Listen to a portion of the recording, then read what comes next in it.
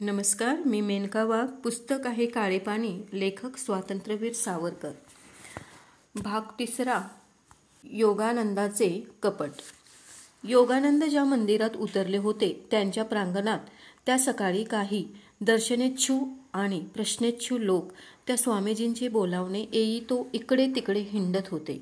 ओळखीचे 2-2, 4-4 लोक एकत्र उभे राहून योगानंदजी भूत भविष्य वर्तमान किती अचूक सांगतात ते वाखाणीत होते. कोणी शंका काढी तशी शंका काढणाऱ्याचे समाधान करण्याच्या इरेला पेटून इतर कोणी भाविक मंडळी अचूक भविष्य वर्तविल्याची उदाहरणे अधिक तिखट मीठ लावून वर्णीत. स्वतः योगानंद केव्हाही कीर्तनातून किंवा व्यक्तिशः संवादातून धार्मिक उपदेश असा काही देत नसत. ते बहुतेक कशाविषयीच कोणाशी फारसे बोलत नसत. केवळ ज्यांची भूतभविष्ये पाहायचे त्यांच्या मनात येई त्यांनाच शिष्यांकरवी त्यांच्या एकांत खोलीत बोलाविले जाई. तेथे महंत अगदी मोजके प्रश्न विचारून आणि ऐकून घेत मग जलादर्श नावाचे एक तांत्रिक यंत्र पुढे घेत आणि प्रत्यक्षपणे त्या यंत्रात जे त्यांच्या दैविक दृष्टीला दिसे तेवढे सांगत कोणी खरे खोटे म्हटल्यास वाद असा घालीत नसत. प्रभूने बतलाया मैंने कहा, सच झूठ प्रभू का अधिकार, मैं एक उसके शब्द का ध्वनी हूँ. हे ठाम उत्तर काय ते योगानंद देत आणि त्या शिष्याकडून त्या प्रश्नेच्छू माणसाला परत बाहेर पोहोचविण्यात येई. कोणापासूनही त्या जलादर्शातील भूत भविष्य कथनाविषयी महंत जी दमडीही घेत नसत. त्या अपरिग्रही निर्लोभतेमुळे त्यांनी सांगितलेल्या माहितीवर विश्वासू जनांचीच नव्हे तर अर्धसंशयी माणसांचीही अधिकच श्रद्धा बसे.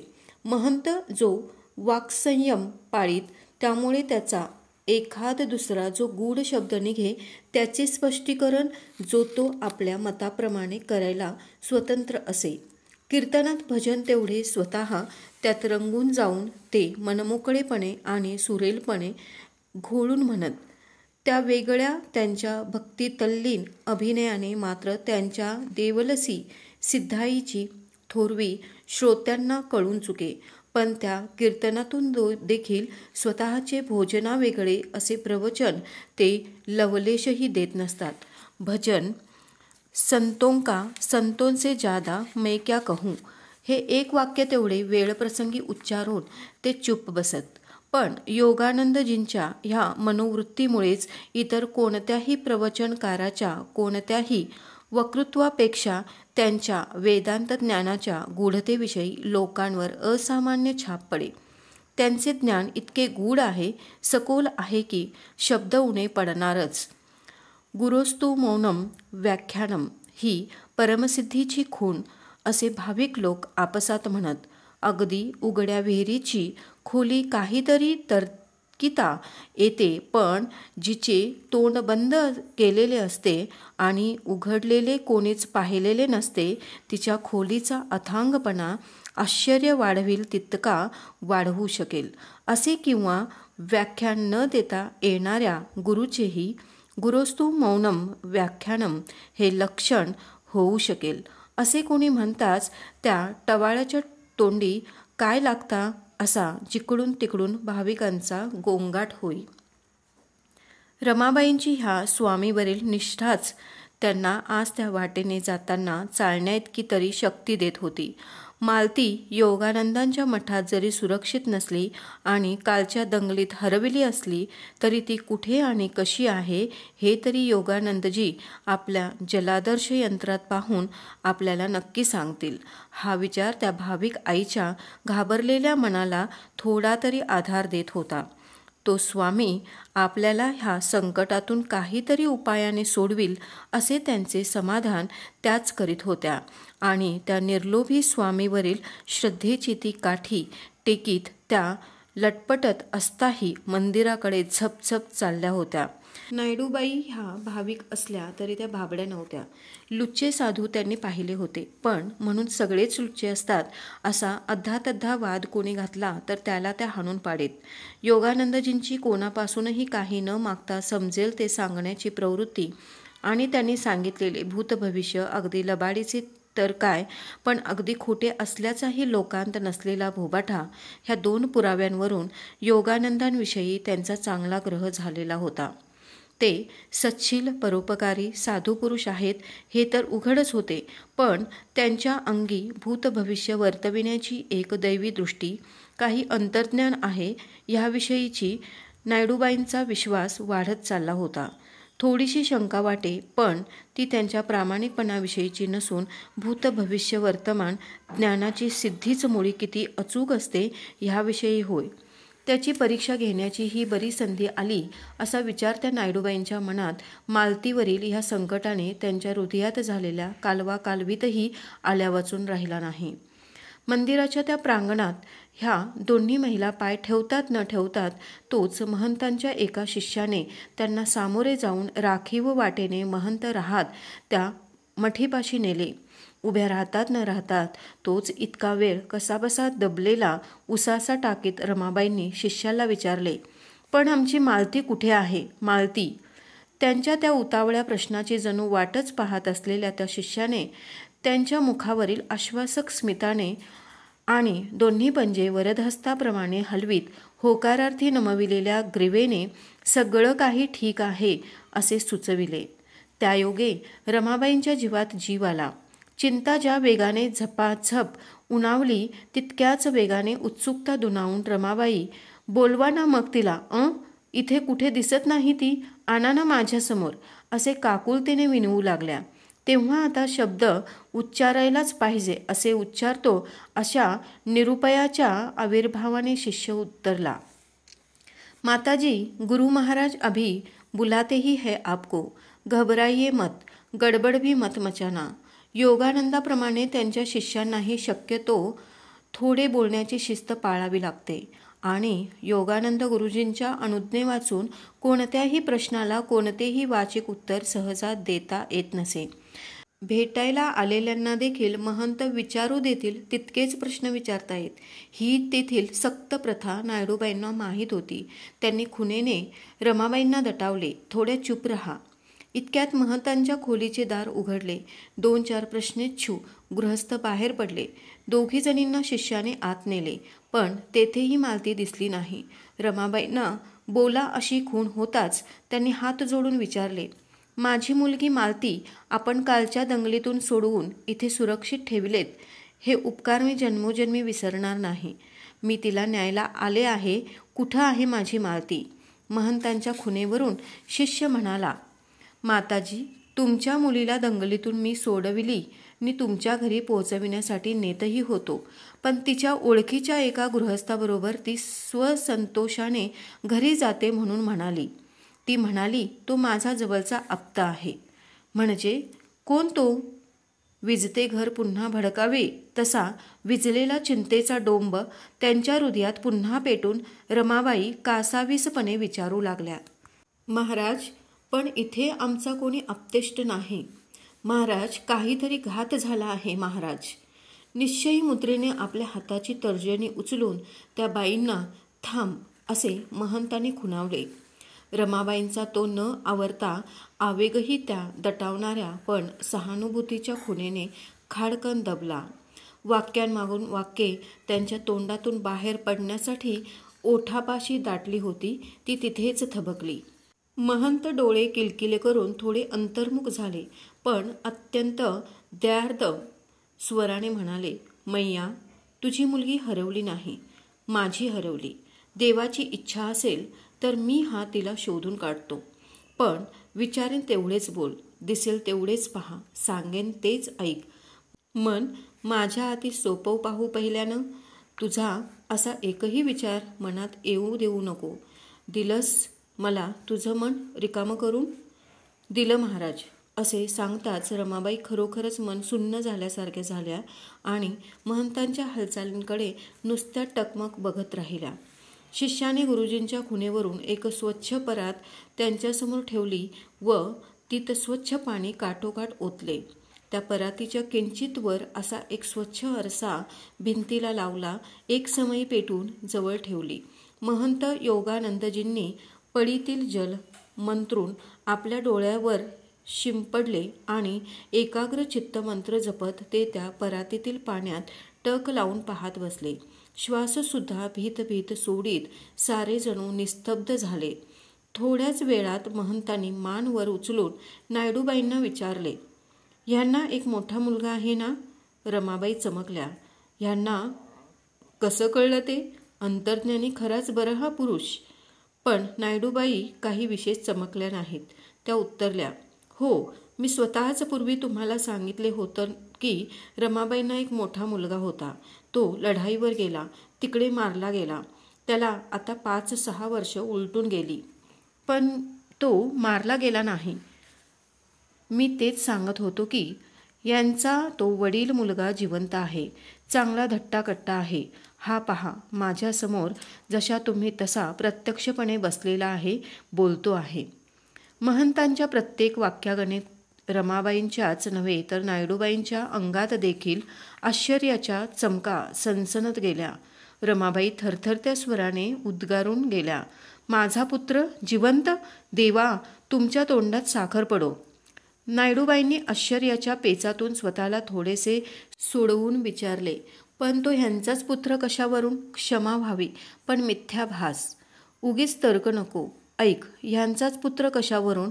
ते त्याच्या भालावर एक घावाचं खोल चिन्ह आहे. काय होतं ना तसं? नायडूबाईंना ते काहीच ठाऊक नव्हते, म्हणून त्यांनी रमाबाईंकडे पाहिले. रमाबाई चचारल्या, कारण त्यांच्या पुत्राच्या कपाळावर कोणतेही चिन्ह नव्हते. पण ते नव्हते असे धरले तर महंत खोटे ठरणार आणि महंतांचे अंतर्ज्ञान लटके पडताच मेलेला पुत्र पुन्हा जिवंत होण्याची आणि हरवलेली कन्या सापडण्याची अगदी हाताशी आलेली सुखद शक्यताही पुन्हा घोर संशयात पडणार.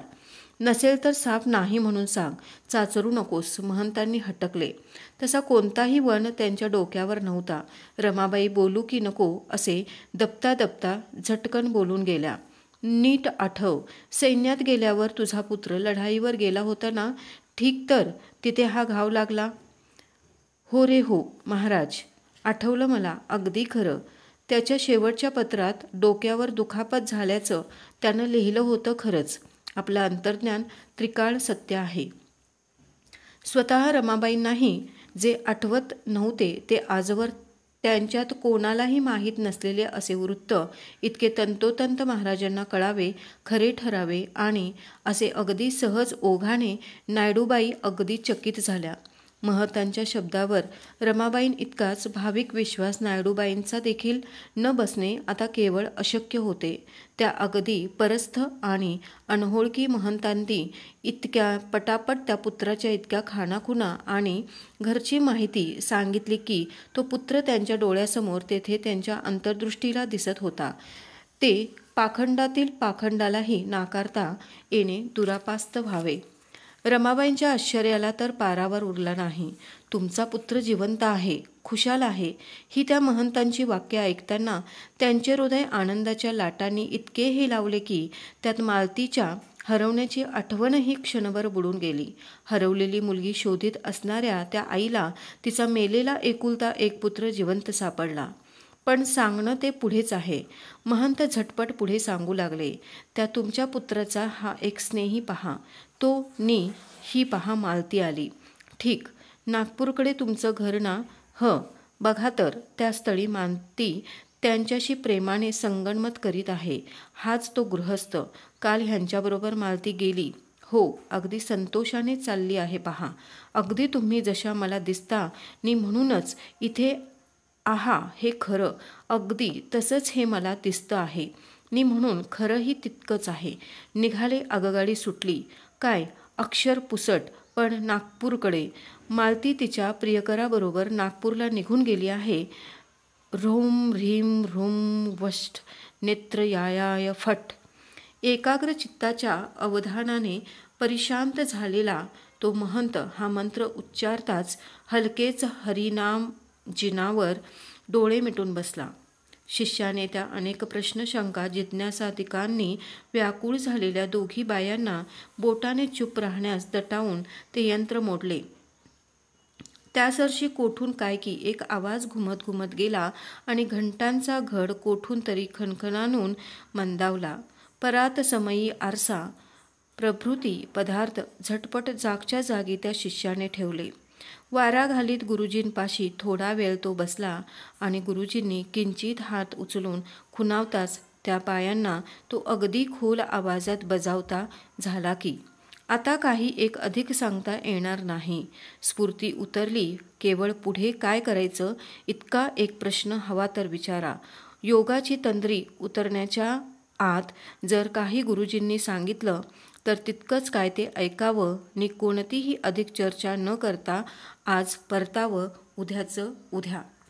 101 प्रश्न रमाबाईंना एका श्वासात विचारून टाकायचे होते. इतका त्यांच्या मनात त्या महंतांना वर्तविलेल्या मालतीविषयीच्या वृत्ताने चिंताकुल विचारांचा गोंधळ उडवून दिला होता. पण निरुपाय एका उत्तराने त्यांचे 100 प्रश्न जागच्या जागी थिजून टाकले. ते उत्तर म्हणजे त्या उग्रट शिष्याचे चुप म्हणून दटावणारे बोट. अर्थात जो एक प्रश्न विचारायची अनुज्ञा मिळाली होती तेवढाच रमाबाईंनी व्याकुळपणे विचारला. आता आम्ही पुढे काय करावं म्हणजे हे संकट टळेल. महाराज कृपा करून. शिष्याने म्हणून बोट पुन्हा दटावले. रमाबाईंच्या वाक्याची लांबी ठरलेल्या मापाच्या बाहेर वाढलेली होती. हाँ आगे अच्छा किसको भी इधर उधर मत बोलो. बोलाल लोकात तर मालती उरलेली लाज सोडून वैरीण बनेल. इथे कुणापाशी चक्कार शब्द मालती हरवल्याचा काढणं नाही. अभी के अभी थेट नागपूरला जाओ. लडकी मैदान से भेटेल. पण उशीर कराल इथे एक रात्र काढाल मिळणार नाही. नागपूरहून मुलगी बस चल देगी दूर दूर दूर. जावं लवकर नागपूर. मैदान में देख देख देख ही पहा मालती. आ आ आ बेटा आ माँ के पास जा. महंत निश्चेष्ट पडले. शिष्य म्हणाला, माताजी टळलं तुमचं संकट. ऐकलात आता गुरुजींचा अभिप्राय. साक्षात्काराचे ते शब्द. पाळाल तर मुलगी परत येईल, चालत येईल. ह्या प्रांती इथे कुणाशी काही एक न बोलता गाजावाजा न करता आजच्या आज निघा आणि नागपूर गाठा. लोकात दुर्लौकिक होईल ती मालती आणखी निर्लज्ज बनून दूर पळून जाऊ नये असं वाटत असेल तर चक्कार शब्द न बोलता नागपूरला ती आहे तो 3-4 दिवसात तिला गाठा. बस यावं आता. छे छे छे हे काय फळं दक्षिणा छे छे. माता फूलसुद्धा दुसऱ्यांचं ह्या दैवताला चालत नाही. यह महंत एक अलौकिक साधू है. वैसे तो लाखों तुम देखते हो परंतु माताजी यह तो साक्षात्कारी पुरुष. अच्छा चलिए. आता एक शब्द अधिक बोलणं नाही. बाहेर. शिष्याचा तो शेवटचा शब्द इतक्या निर्धाराचा होता की आता पाऊल बाहेर न टाकले तर धक्का मारतो की काय असे वाटावे. त्या दोघी नमस्कार करून फळं दक्षिणा परत घेऊन गुपचूप त्याच पावली बाहेर पडल्या. गुपचूप मंदिराबाहेर आल्या. वाटेला लागताच रमाबाई काही बोलू लागल्या. तोच नायडूबाईंनी चेतावणी दिली. वाटेने नाही. जे काय बोलणं ते घरी. नायडूबाईंच्याच घरी त्या प्रथम गेल्या. जाताच नायडूबाईंनी विचारले, आहे का हो तो गृहस्थ तुमच्या ओळखीचा? तुमच्या मुलाचा कोणी मित्र मालतीशी इतका लगट करील असा? मालती अशी थोडी अडकली होती का कुणाच्या लोभात? तुमचा तिला नकार होता की काय? बिचाऱ्या रमाबाई सकाळपासून इतका वेळ इतक्या चमत्कारिक धक्क्यांनी त्यांचे हृदय हादरत आले होते की आता त्यांच्या मेंदूची विचारशक्तीची क्रियाच अगदी मंदावत आली होती. त्यातल्या त्यातही शेवटच्या प्रश्नाने चमकून त्या म्हणाल्या, नाही हो बाई, माझ्या मालतीला मी कधीही असं भलतंसलतं बोलताना ऐकलंच नाही. मग तिला नकार कसला नि होकार कसला? आता ही हिंडा फिरायला जाई तिच्या मैत्रिणींबरोबर, देवळात जाई, नाटकाला गेली असेल, पण असा काही कुणी पुरुष मनुष्य तिच्या परिचयाचा नव्हता. आता माझ्या मुलाचा मित्र कुठला मी तरी काय सांगणार? जग भटकलेला माझा मुलगा, पण मालती अशी निघावी काय रे देवा? दैवाचे तर आज देवासारखे उपकार झाले आहेत तुमच्यावर. पुराणातील कथा ह्या योगी घडल्या. तुमच्या मेलेल्या पुत्राचा आज पुनर्जन्मच झाला नाही का? मग हरवलेली मुलगी भेटायची ती चिंता कशाला? मी सांगते, तुम्ही आता सारे तर्कवितर्क सोडा. त्या महंतांच्या अगदी तंतोतंत सत्य ठरलेल्या अद्भुत अंतर्ज्ञानावर विश्वासून त्यांनी सांगितलेल्या मार्गेच जा. छे, तुम्ही याल तरच नागपूरला मी जाते. रमाबाई हटून बसल्या. स्वतःच्या पायांवर त्यांना उठवेनाच. मालती त्या कीर्तनाच्या दंगलीत हरवली ही बातमी त्या प्रांती कोणाच्याही कानावर न घालता रमाबाई आणि नायडूबाई अशा दोघीही शेवटी नागपूरला त्या दिवशीच निघून गेला. धन्यवाद.